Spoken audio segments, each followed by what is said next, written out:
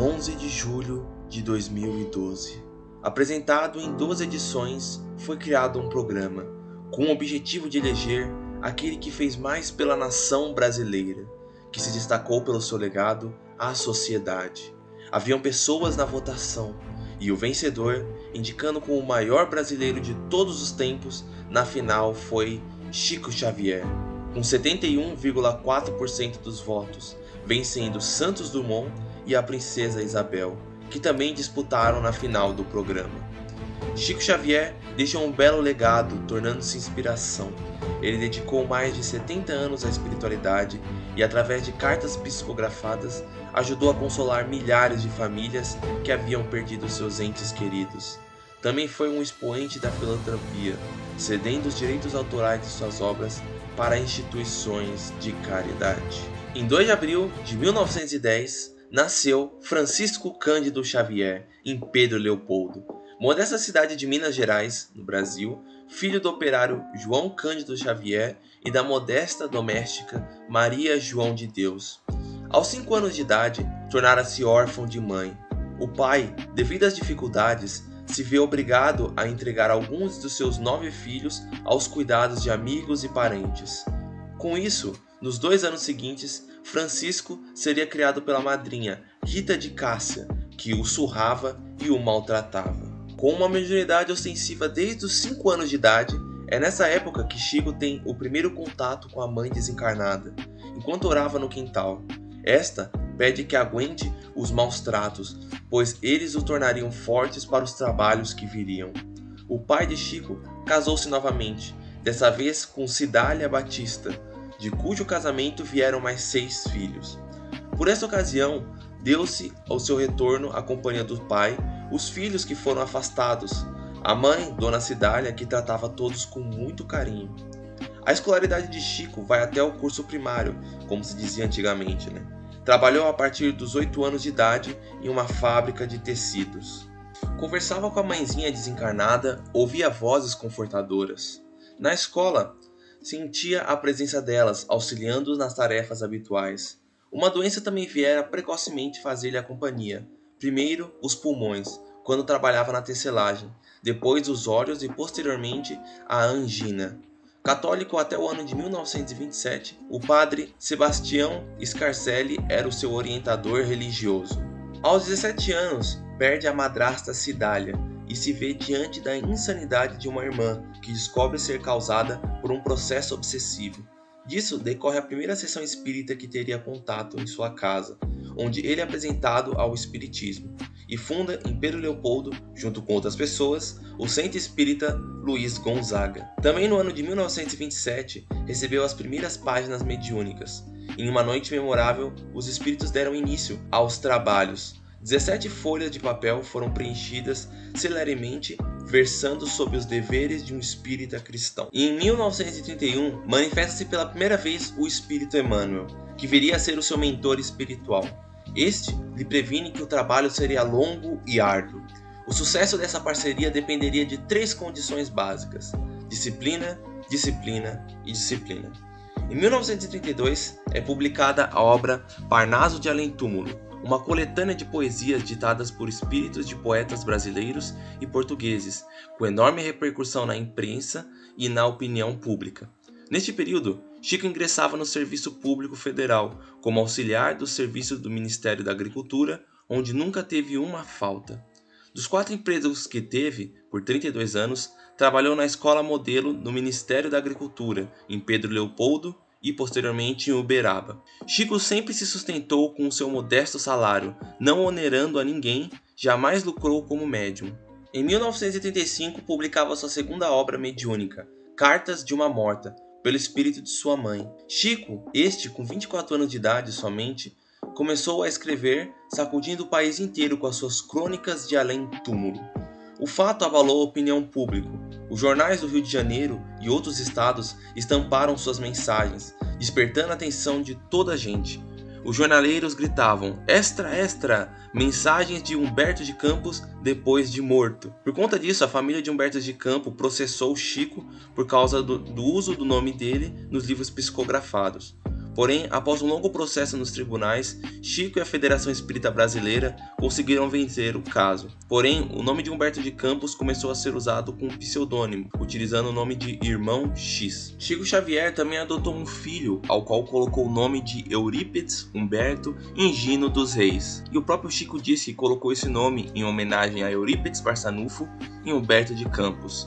Eurípides, porque o menino estava com meningite e o espírito Eurípides Barçanufo o curou. E Humberto, porque naquele momento estava ocorrendo o processo da família de Humberto de Campos contra o Chico Xavier. Em 1943, surge uma nova entidade espiritual em seu quarto. Chico relata que estava em seu quarto, um espírito de um homem apareceu. Ele era bem vestido, com um grande bigode. O espírito se dirigiu a Chico e disse que começaria a trabalhar com ele. Chico logo perguntou quem seria ele. Ao lado da cama, onde Chico dormia, estava o irmão dele chamado André Luiz. Então o espírito usou o nome do irmão como um pseudônimo e pediu para Chico chamar ele de André Luiz. Psicografando obras pelo Chico Xavier, foi responsável por uma magnífica coleção dos livros iniciada com a obra Nosso Lar. Além da psicografia, também exerceu a mediunidade de psicofonia, vidência, audiência, receitista e efeitos físicos, inclusive com materializações. Entre outras práticas, psicografou em línguas que não conhecia, a xenoglóssia. O amor irrestrito à amizade e à caridade, a disciplina férrea, a simplicidade e a renúncia foram elementos chaves de sua mediunidade sublimada. Em 1959, muda-se para Uberaba, em Minas Gerais, onde prosseguiu as atividades mediúnicas em reuniões públicas na Comunhão Espírita Cristã. Seu trabalho sempre foi voltado à divulgação da doutrina espírita, ao amparo aos necessitados, bem como ao consolo, através das cartas psicografadas às mães que vivenciaram a partida dos seus filhos para a espiritualidade. Foram mais de 400 livros psicografados, onde encontramos mensagens dos espíritos de André Luiz, Emmanuel, Bezerra de Menezes, Humberto de Campos, Casimiro Cunha, Venerada, Nélio Lúcio, Hilário Silva, Cornélio Pires, Alta de Souza, Maria Dolores, Meimei, Anália Franco, Eurípides Barçanufo e milhares de espíritos, com todos os direitos autorais cedidos às organizações espíritas e instituições de caridade. Não aceitava dinheiro e presentes e não ficava com mimos que ganhava. Não se considerava missionário. Muitas de suas obras já foram traduzidas para vários idiomas como inglês, francês, castelhano, esperanto, japonês, grego. Sua vida privada e pública tem sido objeto de toda especulação possível, na informação falada, escrita e televisionada. Apodos e críticas ferinas têm nos colhido de miúdo, sabendo suportá-los com verdadeiro espírito cristão.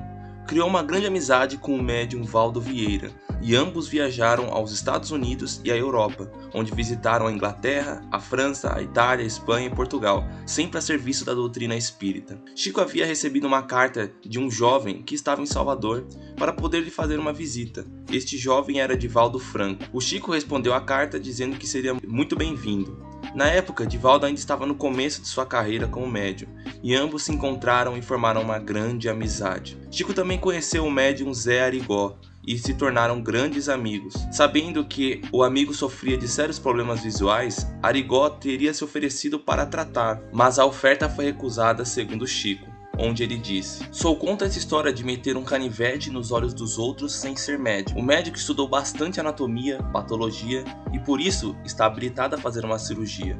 Porque eu, sendo médium, vou agora pegar uma faca e abrir o olho de um cristão sem ser considerado um criminoso." E Chico ainda fala: "Conheci pessoalmente Zé Arigó durante 3 anos de convivência muito estreita, de 1954 a 1956. Sempre me pareceu um apóstolo legítimo da nossa causa espírita, e sobretudo da mediunidade, a serviço do bem, um pai de família exemplar, um amigo de todos os sofredores." Chico também fez contato e amizade com vários outros médiuns muito conhecidos, como Ivone do Amaral Pereira, que manteve uma amizade, muitos contatos e correspondência, trocados com Chico, onde ele próprio a chamava de a heroína silenciosa.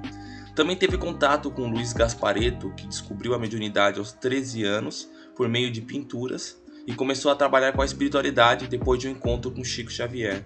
Chico também fez amizade com o médium Francisco Peixoto Lins, ou Peixotinho, que tornou-se um dos mais famosos médiuns de materializações e efeitos físicos aqui do Brasil. Por seu intermédio, produziram-se as famosas materializações luminosas e uma série dos mais peculiares fenômenos, tudo dentro da maior seriedade. Fez muitas amizades com várias outras pessoas também, Chico. Participou do programa Pinga Fogo, em 28 de julho de 1971.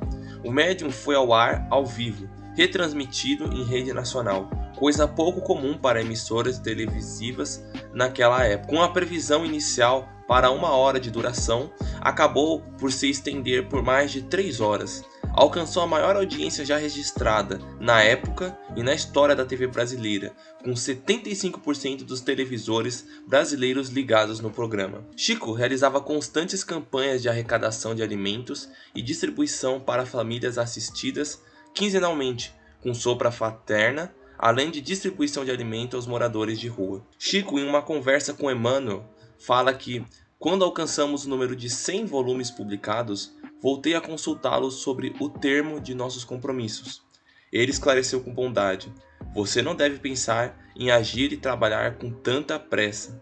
Agora estou na obrigação de dizer a você que os mentores da vida superior, que nos orientam, expediram certa instrução que determina que seja a sua atual encarnação desapropriada em benefício da divulgação dos princípios espíritas cristãos, permanecendo a sua existência, do ponto de vista físico, à disposição das entidades espirituais que possam colaborar com a execução das mensagens e livros, enquanto o seu corpo se mostrar apto para as nossas atividades. Com um corpo frágil e debilitado, apresentou diversos problemas de saúde ao longo da vida. A angina, que enfraqueceu sua resistência física, agravada por pneumonias e problemas cardíacos, crise de labirintite, hipertensão, glaucoma, que o deixou cego de um dos olhos, 3 cirurgias, dificuldades para se locomover e falar.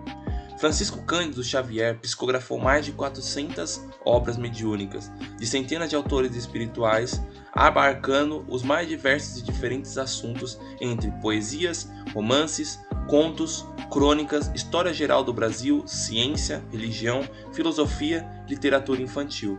Além de psicografar os romances históricos que formam a série romana de Emmanuel, composta de Há 2000 anos, 50 anos depois, Ave Cristo, Paulo e Estevão e Renúncia, provocando a elaboração do vocabulário histórico-geográfico dos romances de Emmanuel. Ao longo dos seus 75 anos de mandato mediúnico, tornaram-se incontáveis os títulos honoríferos que se fez jus. Chico recebeu dezenas de cidadanias, mais de uma centena de biografias, instituiu-se a Comenda da Paz Chico Xavier por decreto estadual, Comenda Chico Xavier intitulada pela Prefeitura Municipal de Pedro Leopoldo, o Mineiro do Século ganhou, por promoção da Telemar e da Rede Globo de Minas, pelos editores independentes da Receita Federal, foram eleitas mais de 8 importantes figuras mundiais, dentre elas Madre Teresa de Calcutá, Chico Xavier foi colocado entre elas, Mandela, Sabin, Carlitos, Santos Dumont, Gandhi e Che Guevara, e foi considerado o maior brasileiro da história por promoção da revista da época, onde foi feita uma votação com o povo brasileiro, a qual elegeu como o maior brasileiro de todos os tempos. Em 1881 e 1882, Chico Xavier foi indicado ao Prêmio Nobel da Paz, tendo havido uma mobilização de cerca de 2 milhões de pessoas que deram suas assinaturas em todo o Brasil, em organizações de 29 países, pedindo o Nobel da Paz para ele. No dia 30 de junho de 2002, em Uberaba, Minas Gerais, Chico Xavier desencarnara em decorrência de uma parada cardiorrespiratória, no dia em que o país festejava a conquista do pentacampeonato da Copa do Mundo de futebol. Chico Xavier é hoje uma figura de projeção nacional e internacional. Suas revistas despertam a atenção de milhares de pessoas, mesmo alheias ao espiritismo. Tem aparecido em programas espíritas, já recebeu o título de cidadão honorário de várias cidades como São José do Rio Preto, São Bernardo do Campo, Franca, Campinas, Santos, São Paulo, Uberlândia, Belo Horizonte, Minas Gerais. Não é possível contar toda a história do Chico Xavier por ser muito extensa, mas trago aqui esse pequeno resumo para vocês, pessoal. Como há muitas informações e muitos fatos da vida de Chico, não é possível juntar todas as informações aqui. Então, se vocês derem falta de alguma informação, por favor, não me critiquem, porque Com um vídeo não é possível contar a história inteira da vida do Chico. Então é isso, muito obrigado a todos vocês que participaram. Peço encarecidamente, dê um like, se inscreva no canal, ajudem aqui na divulgação para que possamos crescer ainda mais e divulgarmos ainda mais o amor, o espiritismo, paz. Muito obrigado a todos vocês, fiquem com Deus, um grande abraço.